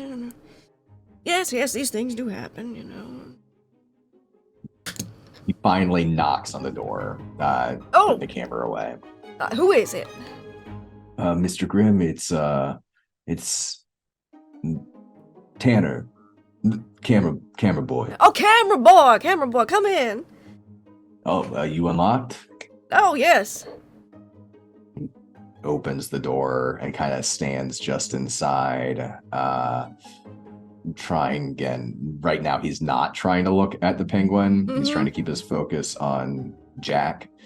And he says, I'm sure Danny's gonna tell you, but there's been another incident, and Another one. That's God. What happened? long story short, sir, somebody destroyed all of our unused footage. All the film? Oh, good heavens, that's not good. We're gonna get more. We got a plan. Good. All right. But I'm starting to think, sir, that it's possible that it's somebody working for the crew who's sabotaging us. What do you think, Doris? It's possible. I'll do some looking into it. Well, that'd be great, sir. And I think Professor, he was going down, because we don't know, to check on the artifacts. It's possible there's something that happened with the artifacts too, and I just thought I'd let you know, and it might be good to check in with the professor. I'll see what I can do. Good work, camera boy. Taking initiative. You're gonna go far in Hollywood these days, you know, with an initiative like that. It takes real gumption to get anywhere in this industry. Yes, I'm almost done writing up a list of supplies to send along with Danny for y'all to pick up. Extras, you know, so we don't run out of anything, and duplicates, so in case something does get ruined, we have extras. Oh, sure, yeah. I'm happy to take it to her if you want me to. Sure, I'm almost finished up here. I was just going over with the details with Doris, you know. Is there anything you think we need? No. Like I said, sir, maybe some security. Security. You know, I know it's expensive, but it'd be good to keep some people watching. It's gonna be more expensive to replace everything all the time if we have to. So that's right. That's right, sir. And he's coming in further, and as he does, he's rolling the camera, the handheld again, and just kind of like moving his body around, you know, getting random things that might be in the room. There's a lot of odd things in this room. There's like a little model of the Titanic. There's like a little diorama of Nessie, Loch Ness Monster. There's picture of a footprint in a frame that says Bigfoot. There's so many books. So many books. on a wide variety of topics. Notebooks. Lots of notebooks that are open with half, like scribbled pages of notes, things being written down. Lots of Post-its. Post-it notes. Yeah, I think Tanner will come in, and he's not like obviously like poking his nose around. But he'll come in and he'll say, well, I'll just wait here a minute. And if you want to finish the list, sir, I'll take it down to her. Yes, right. All right, Doris. Anything else, Doris? He thinks for a moment. I'll write that down. While he's focused on writing, that's when Tanner is looking for anything that has to do with this area, this expedition, anything that stands out in the room beyond, Loch Ness Monster, Bigfoot, that sort of thing. You got a hard success on your spot hidden earlier, so I'll carry that through a bit. You see there's a notebook on the bed. Looks like a journal, maybe. Does it have any writing on the outside of it? No, it looks like on the outside it's open. It's open at the moment. So you can't see the outside super well. It looks very journal-esque though. It's got one of those little cloth bookmark built-in things, and it's got a different pen. There's lots of pens also scattered about there. And like for every notebook, there's a pen nearby it. A special matching pen. Yes. Almost as if you don't want to ever be caught without a pen and a notebook.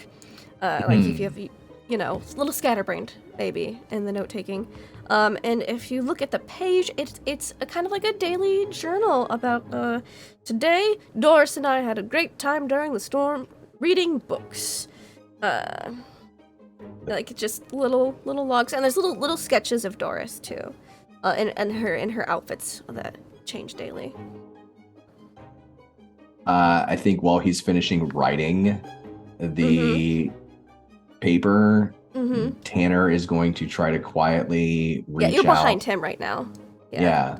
Reach out and grab that notebook and just slide it off the bed and tuck it into his board shorts. Sure. Give me a sleight of hand check. Oh no. Not stealth. We'll do sleight of hand. That makes more sense. Do I spend 31 luck? Is it worth it? I will say his back is towards you, but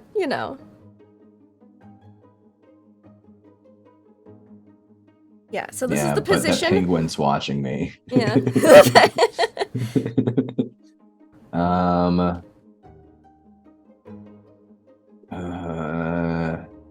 gonna spend 31 luck. Okay. Make it a success.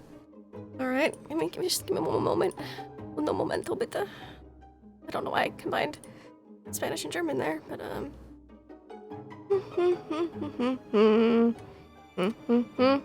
okay.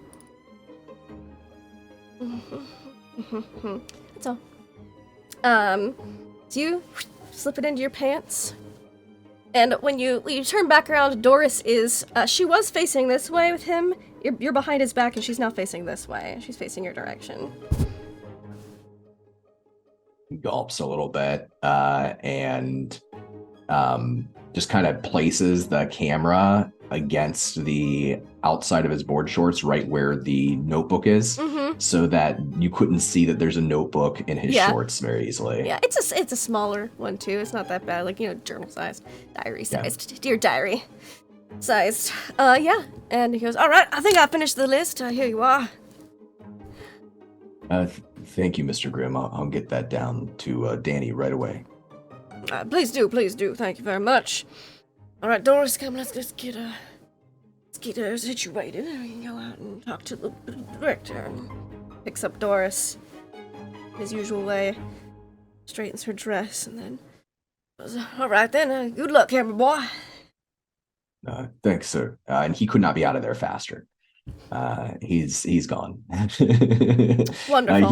He'll just, he's just going to do his job, which is talk to Heather, get Heather ready, get all their equipment, pack up the film that they've already taken. A montage of getting ready. I'll get ready, pack up. It seems y'all are driving to Buenos Aires. Uriah has already taken off a big part of the ship, a big ship part that needed to be replaced. I'm not a ship person. It was something important at large that needs to be replaced. And they're going to do a swap. They're going to bring this one in for repair at Buenos Aires, because this is property of MIT technically. So they're going to get that repaired. But they're gonna do a swap, to.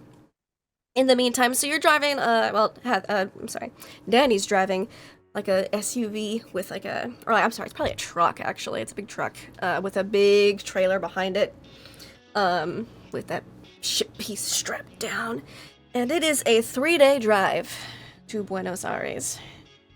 We're gonna super montage it. So, just where does everyone sit in the car? Danny drives, obviously, because she has the permit to drive in Argentina. International driving permit.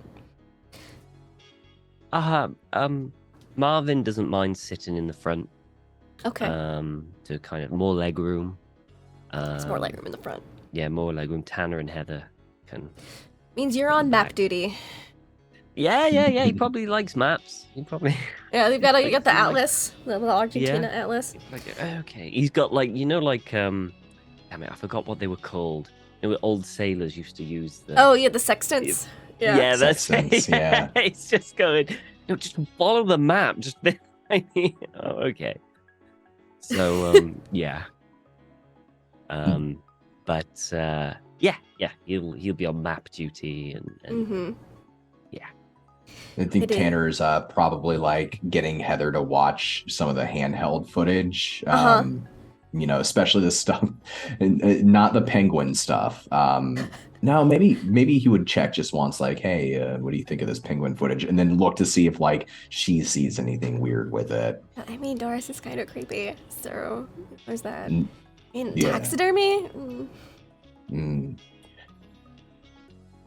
He doesn't say anything about that penguin, but he's taken that notebook and he's wrapped it. He's found like whatever sheet, right? Like a bed sheet from the hotel, and he's kind of made a book cover of it. So like you can't really see what it is from the outside. Yeah. And as they're driving, you said it's a 3-day drive. It's a 3-day drive. Each day it's going to be about 12 hours in the car. Jeez. Yeah, I've been on those. Okay, so I think it's whenever Heather takes a nap in the backseat and he's in the backseat. She does that nap thing where she falls to have her head on your shoulder. Right. Yeah. Yeah, and he'll love that, but he will also use that as an opportunity to read from the notebook over the course of the 3 days, trying to absorb whatever's inside. Yeah, there's a weird amount of detail about Doris's outfits every day. Today, Doris is wearing a darling little sundress number. It was difficult to find something to fit her, but, we did find a sun hat. She was quite delighted by that. And, again, weirdly detailed about Doris's clothing. Like someone would talk about, like, a dog at a dog show or, like, the beauty pageant or something. And then just a lot of little things about like dreams. He keeps having dreams of an underwater city, and how he knows they're gonna find it. They're gonna find those ruins. It's gonna be. People may have laughed at him for not finding the Titanic. I did though, in parentheses. But they won't be laughing when I find this city. When I prove it to the world. Doris believes me. That's all I need.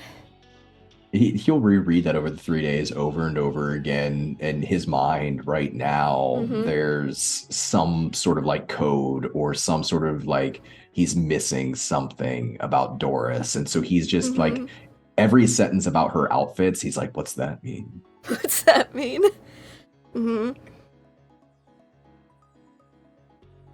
Yes.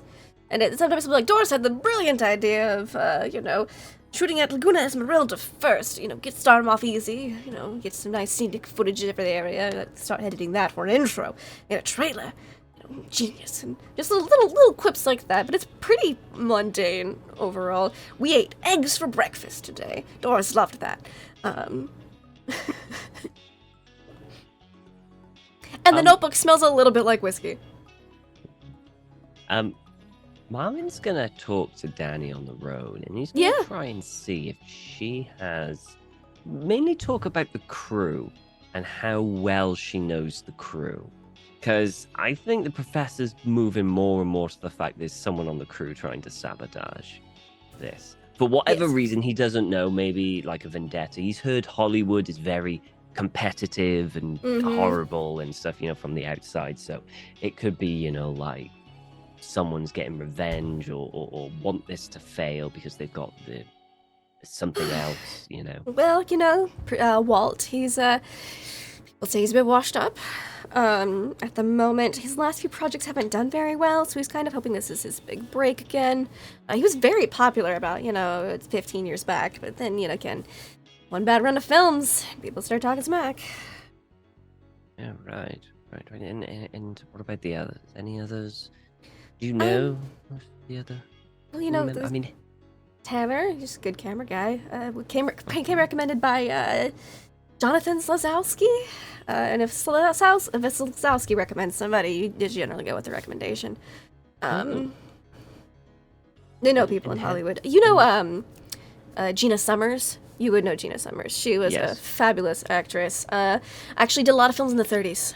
Very popular in the 30s. But has made a comeback now as like a grandmother figure in some of these newer films and such. Yeah. This is happening. He made sure this would happen when Tanner and Heather were fast asleep in the back of the car. Sure. So Yeah. The thing. And he's like, He's the Gina Summers' husband is Jonathan Slazowski. That's Heather's grandfather, actually. Oh. Yeah. Right, okay. A little greasy, but if he says something, it's generally pretty good to listen. Not gonna screw you over. Is that the entire crew? There's Brian Lovell. He's our film editor. Yes, He came Brian. recommended. Gosh, I don't remember who. Walt brought him in. So you don't really know much about him. I don't really know Brian, no. I don't like how he looks at some of the ladies in the crew, though. But, he's thankfully the film editor, so he's shut in his room editing film all day. Let's see. Yeah, and then she'll go over, like, some of the other people. Be like, I worked with so-and-so on this project, so-and-so on that project. Haven't worked with so-and-so, but everyone I've worked with said he's a wizard with gaffer tape. I'm assuming none of them raise any... No, not typically. Kind of flags or anything talks about like the Gribs, talks about, all sorts of people. And he'll go, well, what about you, Danny? What about me? Yeah. Oh, I know. I know Walt from way back. He was actually the director on one of the first projects I worked on. I was just assistant on set at the time, but liked my work, and he gave me a recommendation, and that's actually how I became maybe able to be a production manager. I was able to move up pretty quickly thanks to his recommendation. So I got offered. Oh yeah. Waltz. He might seem very bored and disinterested and tired, and he kind of is, but he really just wants every project he works on to turn out really great. He actually does care, but again, he's had a really bad string of bad luck recently, and so I think he's just trying not to get his hopes too high for this one. The other, do you know much about his other projects that had bad luck? Did they have any issues, like sabotaged gear no, or just anything really like that? bad reviews. Oh. Yeah. Right. Yeah, the critics hated it, and most of the they kind of bombed at the box office, and then he tried television, but he got stuck on soaps, and it wasn't like any of the popular. It just got canceled. See. No, okay. Yeah. But what am I? Wait. There's a turn coming up. Is this it? Is this we're supposed to be staying in Puerto San Julian? Yes, actually, yes. That's that. Okay. This is the turn. All right, here we go. We're gonna stay the night here and get more on tomorrow. And he kind of stretches, like, oh, yeah. I mean, my old body. I mean, I've been in a Sherman tank, the back of an oak truck. I've been in a lot of things. In a lot. This is by far one of the most uncomfortable things I've ever been in. It's just, you can barely, mind you, I'm not as young as I used to be, so maybe that has something to do with it too. Everyone feels the vehicle stop. Tanner and Heather will wake up. It's dark outside. Danny checks y'all into a hotel room. She gets a boys' room and a girls' room, like the 2 queen beds. And Heather looks disappointed but says nothing to Danny. And you'll get actually a pretty good night's sleep. Next day, you actually notice you all sleep really well. It's almost as if you feel like you wake up the next morning, and it feels like a weight has been lifted that you didn't quite realize was there. Like if you kind of have like a sinus headache or a dull headache, you just kind of get used to it. Have we gone down, like, the height? No, you've kind of been going along the coast this whole way. Oh, okay. So, just traveling up the east side of Argentina, you realize that you've had a slight constant headache, but you only realize that because it's gone now. And if you had any stomach issues, like, your stomach feels really good. Like, you actually have a good appetite today. You didn't notice you had a decrease in appetite. Oh, weird. You feel great after having a night's sleep here in this place. I mean, the professional thing is just due to stress. The fact we can get away from the filming. That's totally probably exactly what it is. It's totally what it is. And that's what the professor thinks is the most logical explanation. Is the most logical explanation. Yeah. Yeah, and he'll feel good. He'll feel, feeling quite good here. How are you feeling, Tanner? You okay this morning? Oh, hang on, Tanner. You've got a little bit of a. You might feel good, but your voice doesn't seem to be. Pick up. And there we go. It's just some sleep. He reaches for some water. Yeah, jumps in. Yeah, I slept great, Doc. Really good last night. I'm hungry though. I think this place has any bacon. What kind of motel? It's hotel? A seafood breakfast because you're on a nice coastal area. Oh, okay. Well, there's like some seafood polenta, some other stuff for breakfast. It's pretty good. Hell yeah, let's go for it. And is it buffet style or do we have to order? You have to order. He doesn't ask for permission. He orders 2 like entrees worth of breakfast. Yeah, everyone kind of orders a big breakfast. Danny orders a breakfast normal larger than she normally does. Heather does. And Heather, you would notice, especially Professor, has been in a phenomenal mood for the past 2 days. Like, just ready to help out with whatever. Smile on her face. She's having the time of her life, it would seem. Is she kind of still hanging very much around Tanner? Oh yeah. Yeah, in that case, he's gonna think that she's just giddy because, Yeah. There's probably inside jokes that I imagine that the professor would probably hear that don't make any sense out of context to anyone else. It's like he's remembering. It's like kids in the honeymoon. They finally got someone, and it's like, yeah, everything's amazing. And he's like, yeah, that's probably why. Does Danny pick up on this? Oh, no, we're not rolling for doors. Danny. Oh, no, not R. How old is Danny? I'd help if I could actually. Did she crit? No, I rolled a 1d00 instead of a 1d100. I was going to say. I just messed up the typing because I don't have my glasses on. Danny, she's about in her mid-30s. Oh, I thought so. Yeah. It's like 35, 36, something like that. She picks up on a little something. She just raises an eyebrow over breakfast and doesn't say anything. If she looks at the professor will look at her, raise an eyebrow, and just go. And it's another 12-hour day on the road today. Ugh. Is this day 2 or day 3? This is day 2. Day 2. This time, though, I'd like to think that we your goal is to make it to San Antonio. Oh God, Oeste. Oeste? I don't. San Antonio something in Rio Negro province, Argentina. It's the next leg. It's 3 days. It's 3 12-hour days of driving. I like to think when we got into the vehicle, everyone's in a very happy mood.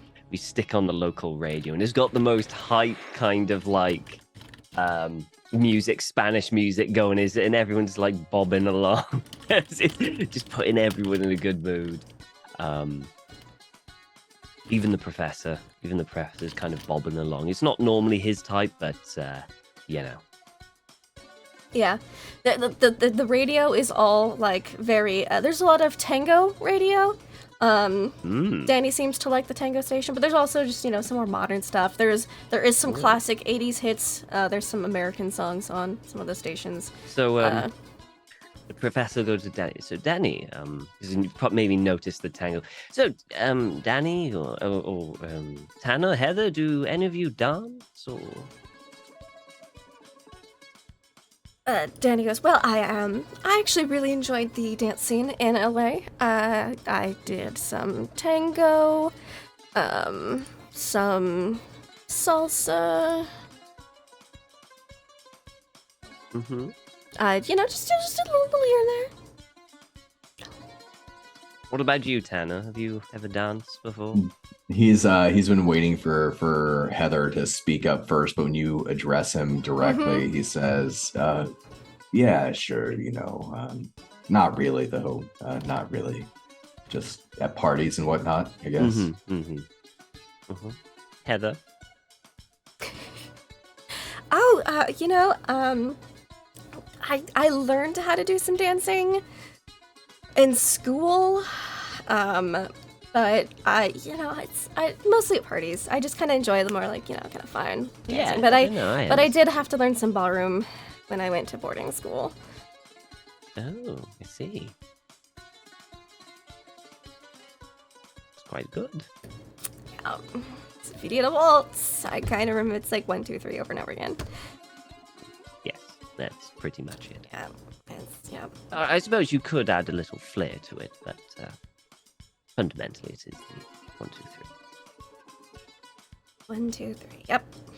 And she looks a little awkward talking about the waltz.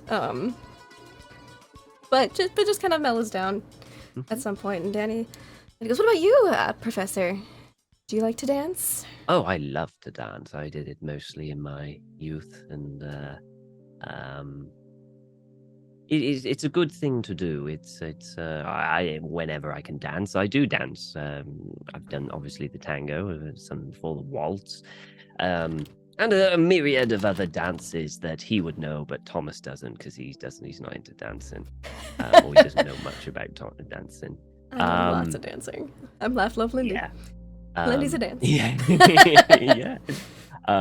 But he'll say like how you probably since you fought in the war, you probably did some swing dancing. He definitely, so he's probably gone through different, and he's probably kept with the dancing and updated as it's changed. So he's probably a fairly good dancer. Whether he still is at his age, it's probably been a while since he's actually danced, but he likes to think that he is. Yes, you probably know some of the dances that Danny knows as well, because you've kept up with it, picked up, traveled around a bit during the scene. Okay. So, you feel again great after that car ride. You get to your next stop. Danny, again does girls' room, boys' room. And everyone feels, again, really well rested. Good appetite. Again, you feel really good. Back to normal. Nice. Weirdly enough. Yeah, you didn't realize it wasn't normal. Feel great. Feel good. Everything's coming together nicely, and the next day you're able to get to Buenos Aires. The professor, once he puts the radio on again and before he gets into the car, he's going to ask if Danny wants to dance. Like they do a tango dance or something like that. Danny... He's just in the mood. He's in a good mood. He just wants to dance. Danny would love to tango with you. And she's quite good, actually.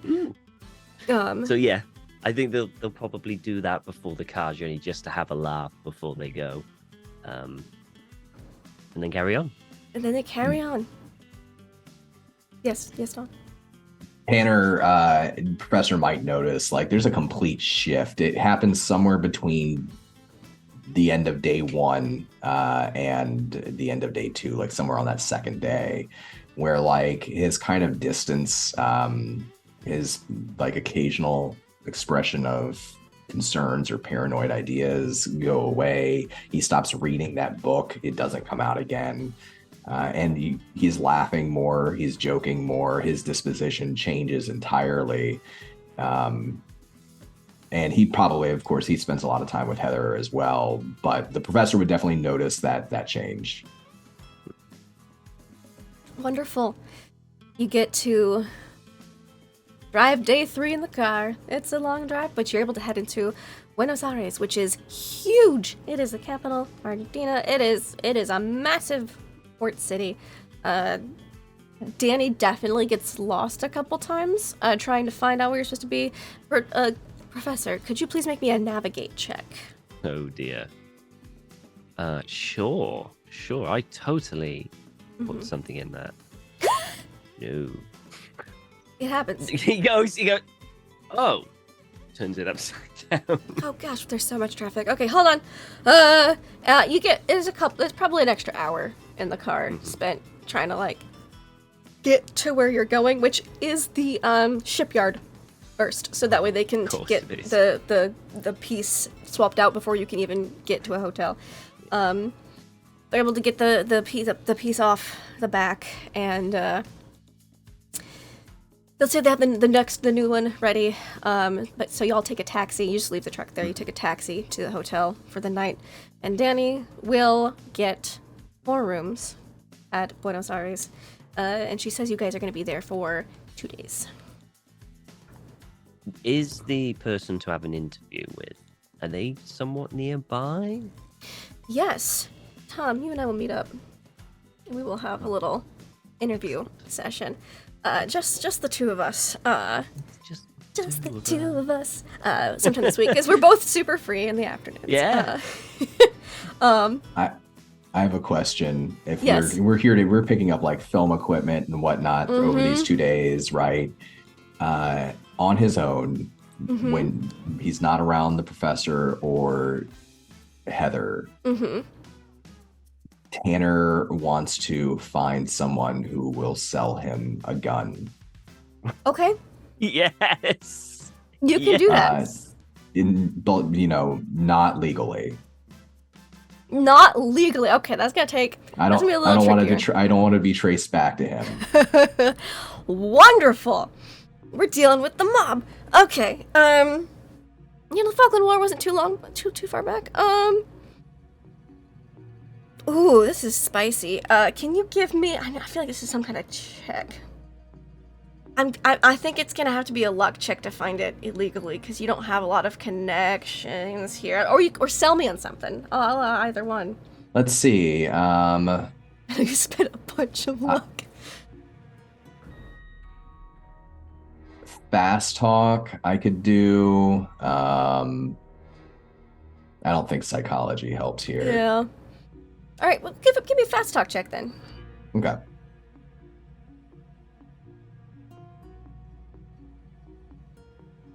Let's see.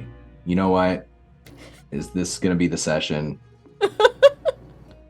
I will spend 16. I've got 19. Wait, how much luck do I still have? I've got 23 luck. I'm going to spend 16 of my 23 remaining luck. Okay. To succeed on my fast talk roll. All right. You were able to procure a gun. Illegally. And I don't think he's ever held a gun before, so he also probably asks questions about okay, how does this work? Show me how it works. Oh, they'll show you how to use it. And this isn't anything fancy. It's not a shotgun or anything like that. It's a very concealable handgun.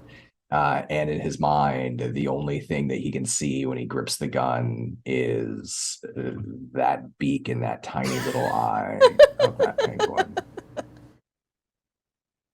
Wonderful.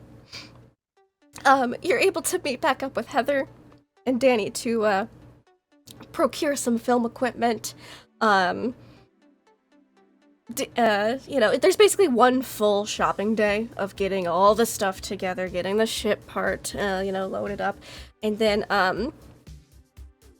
Danny, who can read a room, asks for you to set up at the hotel that you're staying at in Buenos Aires a camera and some microphone setups so that the professor can interview Ermelinda while you and Heather go off and do whatever you two want for the rest of the day. And then you guys are gonna have to drive back the next 3 days. Yeah. So you seems like a good day for Return of the Jedi. Seems like a good day for Return of the Jedi. Okay. So you're gonna have to make me a check for this one. Okay. Yeah. Because Heather, as much as she wants to watch Return of the Jedi with you, you guys are in Buenos Aires. It is a happening town compared to Ushuaia, who is basically middle of nowhere, not a lot to do. She wants to, I wouldn't call it a date, but like go out on the town with you a little bit. So you're gonna have to make me a persuasion or charm if you want to convince her. No, you know what? Like, I think he might resist the idea at first, but if she was really excited about it, then he would do it. He would go with her. Okay. Why don't you tell me what you and Heather do in Buenos Aires for a full afternoon and evening? Yeah, it's Buenos Aires, so which I totally know a lot about that city, especially big city. In the Lots 80s. to do. Yeah, no, I imagine they go to are there beaches nearby? There probably are, right? Mm-hmm. So like they spend some time on the beach. They go find some local food. They have to ask around. They don't go to like one of the big places that a lot of tourists would go to. They ask around to find like the hidden gems. And they go, get some street food. They go find their way to dancing, and Tanner makes kind of an idiot of himself, but he tries his best. The type of dancing in Argentina is intense because it is, and it is all Latin dancing. So Heather is also out of her element, and you two both look quite the fool to everyone else, but you guys have a great time. We have a great time, and there's probably like some music at some point that they find, and he, maybe an abandoned, building that's kind of out of order, and Tanner offers to help Heather climb up and to a roof or something like that, just to listen to the music and kind of look out over part of the city. Yeah, that's it's probably beautiful. how they wind down. Yeah, it's beautiful at night. All the little twinkling lights you see reflected on the water out in the distance, and it's a lovely time. It's a lovely time. And you're able to get back in a little late, but Danny doesn't say anything. He just has a little bit of a smile and is like, all right, we're leaving bright and early in the morning. And it's a 3-day drive back to Ushuaia. Sandy. And she just gives a little wink, and he gives a little wink too, uncharacteristically so for him. And you each have your own room, but Heather is totally down for another sleepover if Tanner's interested. If they have their own rooms, then he would sleep over. Yeah, she's just giddy. This is Heather's best day. Heather's all good, very good day, which is great because she's gonna have some not so great days here soon. But yeah, you guys drive back. It's 3 long days. You got the big, and it's a little bit different driving because you got all you got more weight than you did when you headed up because you got the back of the trucks all filled up with film equipment and things and all sorts of stuff, and then you got the ship parts and a couple other things because Jack Grimm had quite a weird list, and some of them were ship related. And Araya called up at some point to get more parts and things for the boat, and y'all drive back and stop by at the docks first, where Uriah looks like he's been working a lot, nonstop, and is like, great, now go, and then takes his parts and goes to assemble it. And when we resume, it will be, and when you get back, again, to Ushuaia, again, you get a slight headache, slight little tension. Air feels a little heavier. When we come back, it will be Friday, April 11th, 1986. Oh, and people are really excited because Halley's Comet is supposed to go overhead tonight. And it's the perfect weather, perfect day to maybe launch the mini-sub because the boat's all fixed up. So thank you all so much. This was super fun. We're going to go around. We're going to say who we are, where we can find you maybe, and what your favorite moments from tonight's game were. We're gonna go with the same order. So Tom, how is tonight for you? It was a blast. It was so good. It's every time it is so good. I love it so much. Man, it's so weird. Halley's Comet, weather's perfect just for a thing. Man, that's Talk about good luck. We get a day of amazing diving where nothing will go wrong, and then we can see Halley's Comet a bit late. Man, this is great. This is going to be a great documentary, man. We've hit the jackpot. I love it. I just love it so much. It's so good. And God, I mean, the penguin just has me in tears every sodding time. But it's a pretty dress. It's you know what does it? It's the face. Because it's got that constant face, and as you started tilting it to the camera, and it's just got that, and it just made me crack every time. Every time it makes me crack. But again, I loved the Tanner and Heather things. They're so adorable. They're so great. So when horrible, bad things happen to both of them, it's just going to be even that sweeter as they break apart. And yeah, it was great fun. A lot of fun. Yeah, that's about it. Wonderful. Thank you so much. Dawn, how about you? I had a great time. I really enjoyed this session. I really liked Tom, the professor, stumbling around in the dark, getting all the flashlights, passing them out to everyone. Just like the most like I'm the professor kind of thing I can think of. Of course he would do that.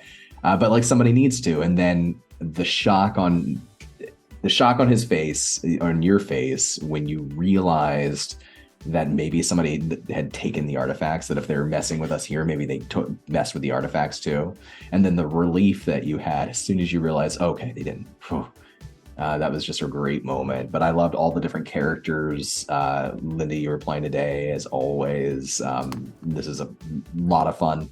That's a total blast. This is a pretty, like, besides some thunderstorms and a few moments here and there, like kind of chill downtime session. I know that's probably not what lies in store for us, but I really enjoyed like a little bit of happiness. I think we deserved it.